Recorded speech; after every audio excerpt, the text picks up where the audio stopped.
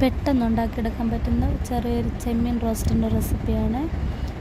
ചെമ്മീനിലേക്ക് നമുക്ക് മഞ്ഞൾപ്പൊടി, മുളക് പൊടി, മല്ലിപ്പൊടി, മസാലപ്പൊടി, കുരുമുളക് പൊടി, ഇഞ്ചി വെളുത്തുള്ളി പേസ്റ്റ് തേച്ച് നമുക്ക് അരമണിക്കൂർ റെസ്റ്റ് ചെയ്യാൻ വയ്ക്കാം. പിന്നെ ചെറിയ ഉള്ളി, സവാള, പച്ചമുളക്, തക്കാളി ഇത്ര അരിഞ്ഞ് വയ്ക്കാം. പിന്നെ എണ്ണ ചൂടാകുമ്പോഴത്തേക്കും ഉള്ളി ഇട്ട് വഴട്ടാം. ഉള്ളിയും പച്ചമുളകും കറിവേപ്പിലയും ഇഞ്ചി വെളുത്തുള്ളി പേസ്റ്റും കൂടി ഇട്ട് വഴട്ടാം.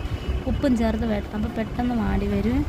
പിന്നെ അതിലേക്ക് മഞ്ഞൾപ്പൊടി, മുളക് പൊടി, മസാലപ്പൊടി, മല്ലിപ്പൊടി ചേർത്തിട്ട് നമുക്ക് നല്ലോണം പൊടികളുടെ പച്ചമണം മാറുന്ന വരെ മിക്സ് ചെയ്ത് കൊടുക്കാം.